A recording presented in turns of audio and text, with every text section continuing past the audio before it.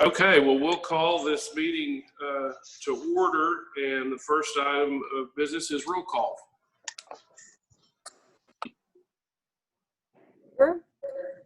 Here. Riethmeyer. Here. Townsend. Townsend. Wolf. Here. Kendall. Here. Carmichael. Here. Hayes. Brashear. Here. Very good. The chair would also entertain a motion. Your Honor, I move we consider all items on today's agenda by title only on a single reading. Second. We have a motion and a second. Roll call. Kruger. Yes. Riethmeyer. Yes. Townsend. Wolf. Yes. Kendall. Yes. Carmichael. Yes. Hayes. Yes. Brashear. Yes. Very good. The first item on the agenda, or the only item rather, is an ordinance regarding the use of masks and face coverings in relation to COVID-19 pandemic. Someone to introduce? I'll introduce. An ordinance by the City of Rogers, Arkansas regarding the use of masks in relation to the COVID-19 pandemic, providing for the emergency clause and for other purposes. That is the only required reading, and I believe John and Bonnie are also on in attendance to the meeting. If one of the two of them would like to kind of give the legal department's sort of a short version of how this came about and how we prepared our ordinance. Sure, Mayor. This is John. I will give a quick introduction. This ordinance was prepared in coordination of the Governor's Office and the Municipal League. They agreed to language that you will find throughout this ordinance regarding cities being able to provide certain help among businesses and other entities that want to require patrons to wear masks and to provide city services to help educate the public as to the using of masks to lower the potential spread of COVID-19. I have taken this kind of sample ordinance that was prepared in coordination with the Municipal League as well as the Governor's Office and kind of kept the language the same that has been approved by those two offices while applying it to the City of Rogers. And I would welcome any questions y'all may have over it. Yeah, do we have questions? I'm sure. Hopefully most of you have had a chance to read the ordinance. Mayor, I had a chance to read it. I'm sorry, go ahead, Betsy. Go ahead. I just wanted to ask a question in section 2 related to the enforcement. So if I understand it correctly, the law enforcement is just in a support role. I guess the question may be for citizens who refuse to follow this, is there any further enforcement or repercussion other than just not being able to go into the business? No, Mandy, really, you are correct in the way that you have observed and read that section. I can see everyone, but I can't hear anyone. Unmute. I did. Do it again. I guess Gary's having some technical difficulties. Did that make a difference? That works, Gary. You're on. Okay. Are you with us, Gary? Are you able to hear us, Gary? He is able to see, but he cannot hear. Gary, if you want to hit unmute again and try that. Or if you would like to phone in, we can move you over to discuss as well.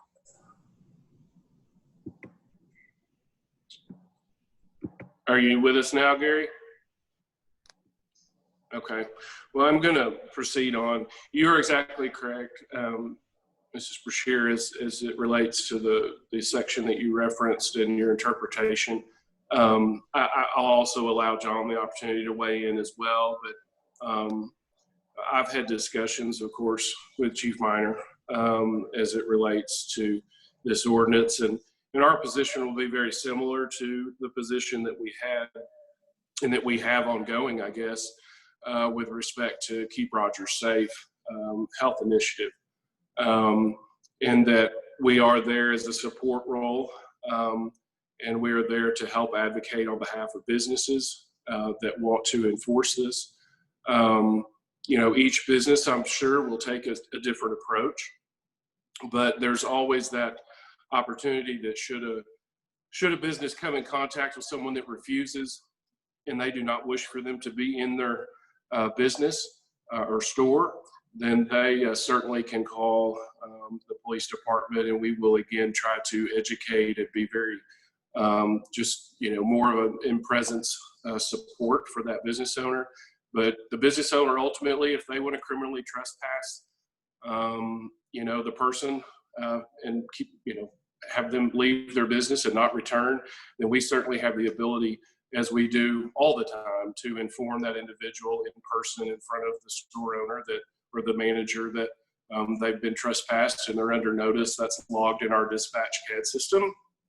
And should that person cause any issues in the future, they know that they're subject to a physical arrest and or citation should they fail to comply with that order to not return to the store. So again, John can weigh in if he has some additional comments. Yeah, I agree with the mayor. This ordinance is just for us to offer support for the businesses that decide they want to enforce the requirement of mask in their business. Police would respond if anything got out of hand. If the customer decided to get violent, they would respond in that kind of capacity, or they would just simply come down there and, again, as this ordinance says, educate the person as to why the mask requirement is enforced and why we would like to promote the wearing of masks. But it's up to the business owner whether or not they will use and require masks. Well, the only other caveat to that, I mean, it is expected that the businesses will comply with the ordinance, notwithstanding the fact that there are no civil or criminal penalties for noncompliance. I will tell you that, I'm not trying to pick on Fayetteville, but I just want to tell you some anecdotal information that I've learned from Fayetteville's experience in passing an ordinance that, of course, did not necessarily meet quite the legal threshold that this one does. And they saw over a third better compliance immediately after that ordinance. And so, if nothing else, if this encourages another third of our population, that'll get us to 2/3 compliance virtually overnight. And then hopefully by the proactive nature of businesses trying to enforce this and encouraging their employees to educate and enforce it, that, we could gain another 15 to 20% compliance. So that's my hope anyway, as it relates overall to the implementation of the ordinance. Mayor, are you in conversation with Walmart? Because that continues to be, whether I go in the supercenter or the neighborhood markets, I would have to say today, I would say 75% were not wearing masks. So I have spoken to representatives from Walmart throughout these last months, from store managers all the way to the corporate level. I can tell you that with respect to locations where there were city, county, or state order, facial coverings, laws enacted or orders set in place, Walmart has a policy to enforce those. They will switch their signage, from recommended to mandatory, and they will, make periodic announcements within the store about the mandating of masks, and we'll try to enforce and offer compliance.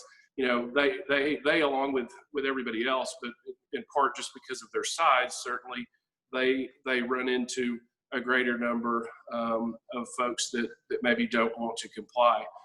They're not going to take any aggressive action as it relates to interacting with a person that doesn't want a mask.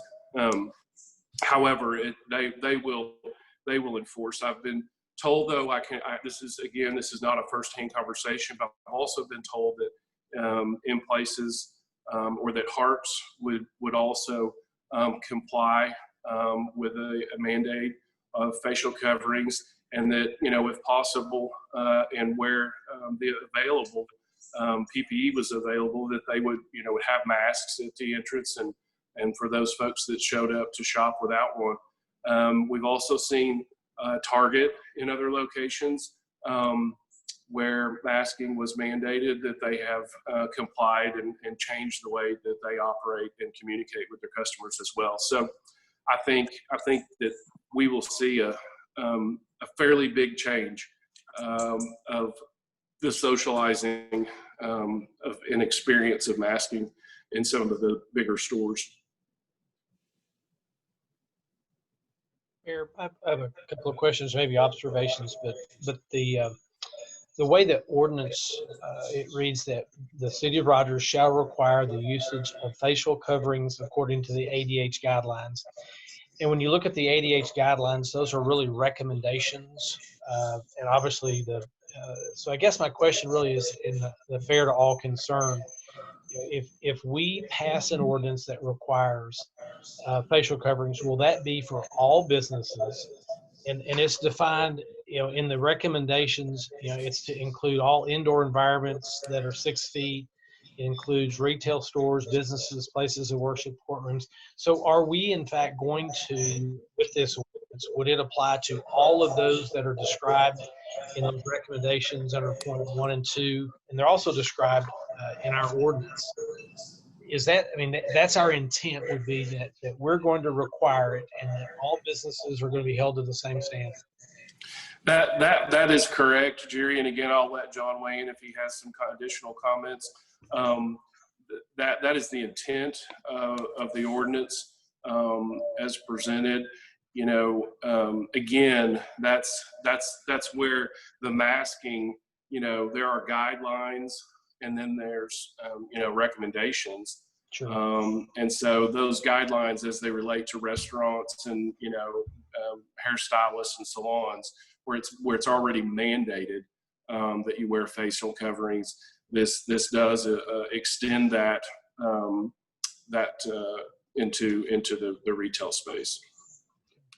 Yeah, the mayor's correct. That's exactly what this ordinance is trying to accomplish. Well, and while also maintaining the flexibility to adopt any further guidance that comes out of the Department of Health. Okay. Well, I think that for me personally, that's been kind of the issue, is that it's the Mayor, we go the Rotary, is it fair to all concerned? Because I think, has been pointed out by Betsy, we can go into any local establishment. There are people who are wearing face coverings because they've made that personal decision to do that. But then there are also those that have chosen not to. And again, I think that really is where it kind of comes down to. Some businesses are trying to require it, and they're trying to be, good neighbors, and others are not. So I'm just trying to understand that when we, as we consider this, we are making, as a city, we're going to require the usage of facial coverings under the guidelines and the recommendations. And until those change, we would stay with those. Yes, that is correct.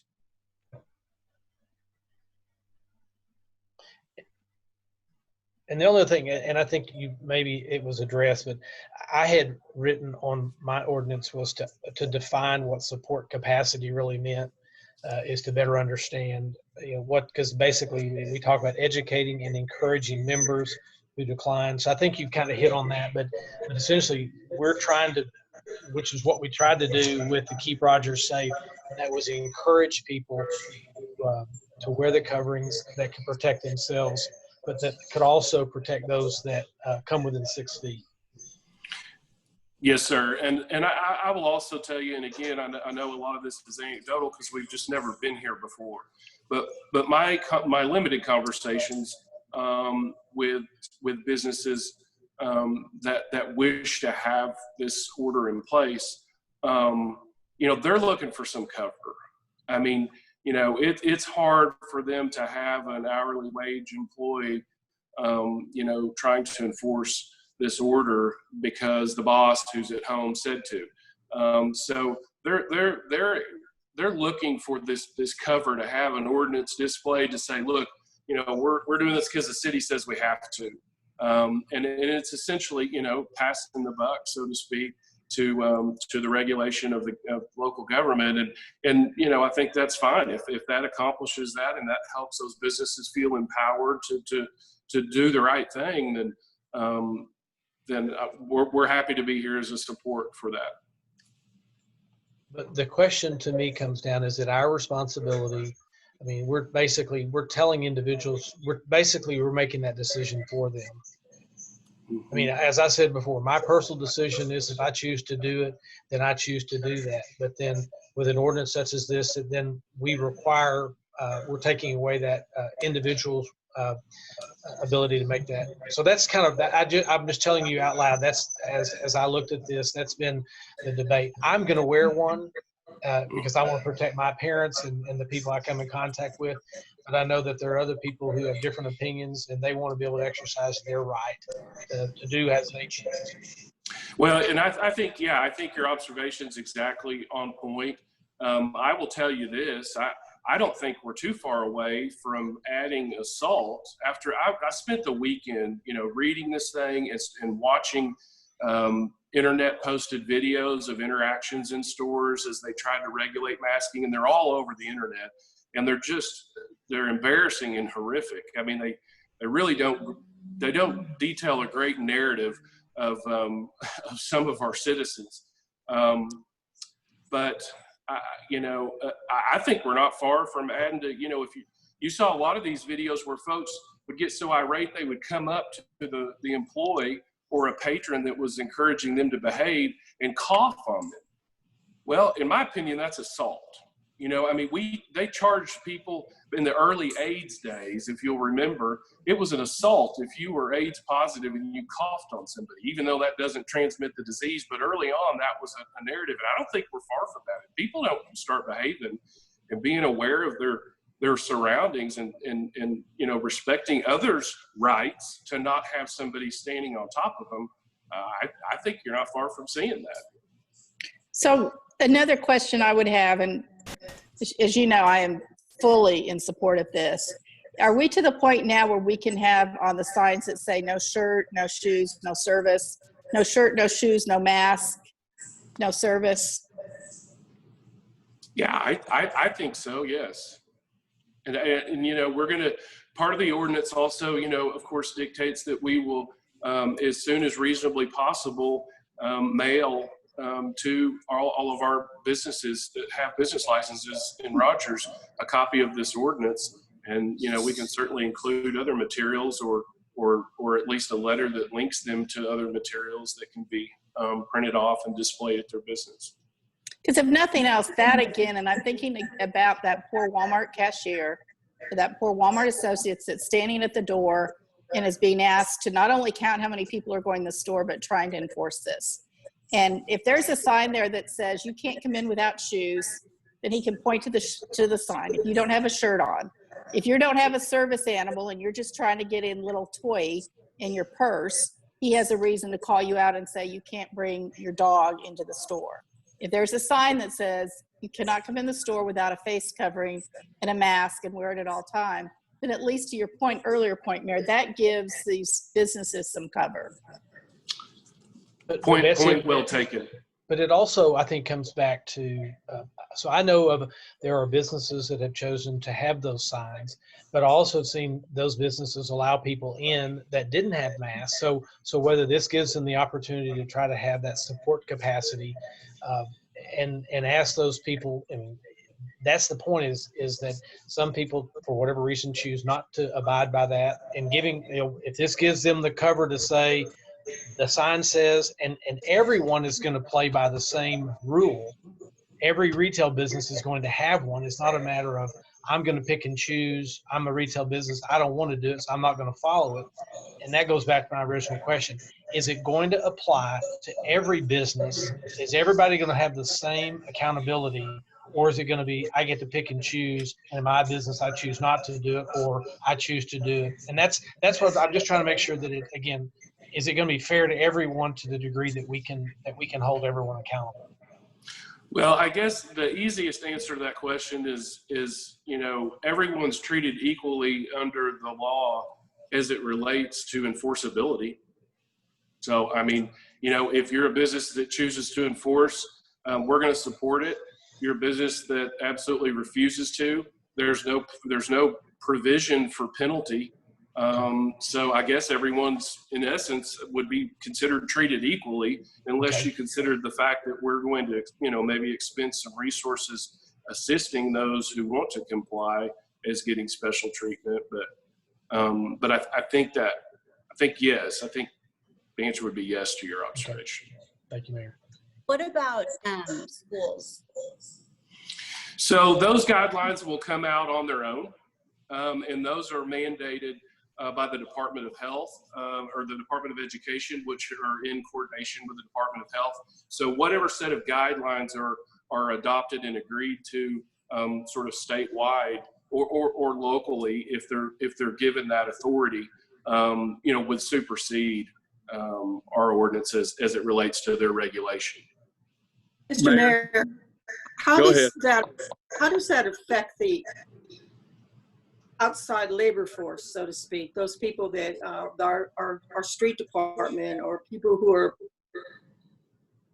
that type of thing, where they're outside and it's business and stuff. But go well, ahead. I think I agree. I hear what you're saying, and I think my hope would be that private businesses would regulate this similar to the way that we have with our streets and parks, which is, if you're out, working in a park and you're socially distanced, we don't want you to wear a mask. It's 98 degrees outside. However, if 4 or 5 of you are piling into an extended cab pickup truck to get to the work site, we expect you to wear a mask in that vehicle. And I think we've seen plenty of contact tracing cases where that carpooling of workforce to plants and other things has been a constant source of spread of the virus.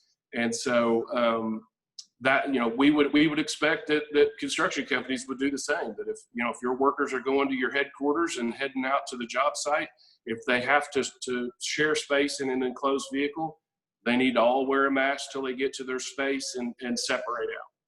Okay, I understand that. I agree with that. Thank you. Yes, ma'am. Mayor, Yes, sir. I have some reluctance to pass this or any ordinance that has questionable enforcement, but I think what this ordinance does is encourage people to use good sense and gives the businesses a mechanism to kind of encourage that. And if it will put masks on 10 more people, I think we ought to do it. So therefore, I'll support it and call for the question. Very good. We have a call for the question. Any last minute thoughts or observations before I call the question? Shall the ordinance pass? Reithmeyer, Yes. Townsend,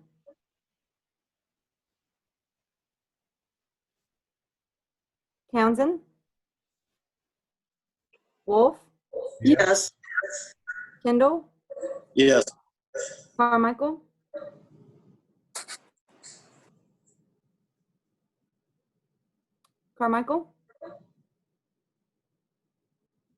Yes. Sorry. Hayes, Yeah. Brashear, Yes. Kruger, Yes.